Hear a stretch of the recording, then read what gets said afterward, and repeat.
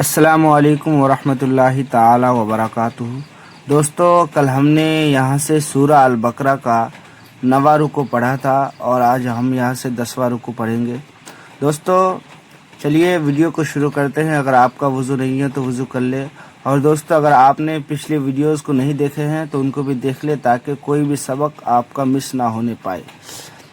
اعوذ باللہ من الشیطان الرجیم، بسم اللہ الرحمن الرحیم۔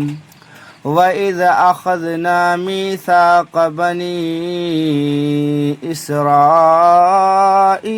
لَا تَعْبُدُونَ إِلَّا اللَّهَ وَبِالْوَالِدَيْنِ إِحْسَانًا وَذِي الْقُرْبَى وَالْيَتَامَى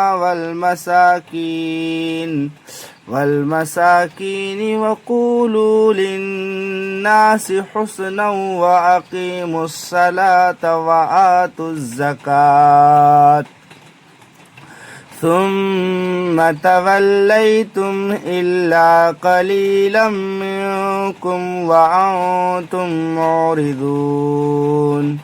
وَإِذْ أَخَذْنَا مِيثَاقَكُمْ لَا تَسْفِكُونَ دِمَاءَكُمْ ولا تخرجون أنفسكم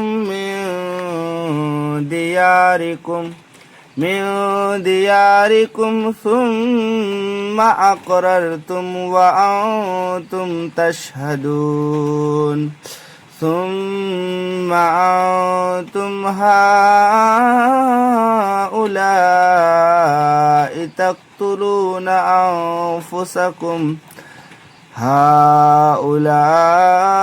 تقتلون أنفسكم وتخرجون فريقا منكم من ديارهم تظاهرون عليهم بالإثم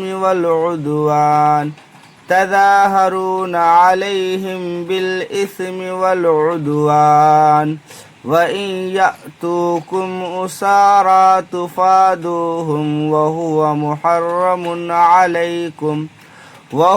مُحَرَّمٌ عَلَيْكُمْ إِخْرَاجُهُمْ أَفَتُؤْمِنُونَ بِبَعْضِ الْكِتَابِ وَتَكْفُرُونَ بِبَعْضٍ فَمَا جَزَاءُ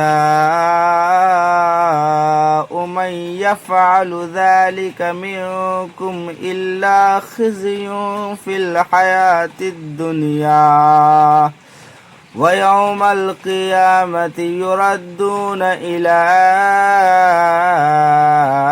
أَشَدِّ الْعَذَابِ وَمَا اللَّهُ بِغَافِلٍ عَمَّا تَعْمَلُونَ۔ أولئك الذين اشتروا الحياة الدنيا بالآخرة فلا يخفف عنهم العذاب ولا هم ينصرون۔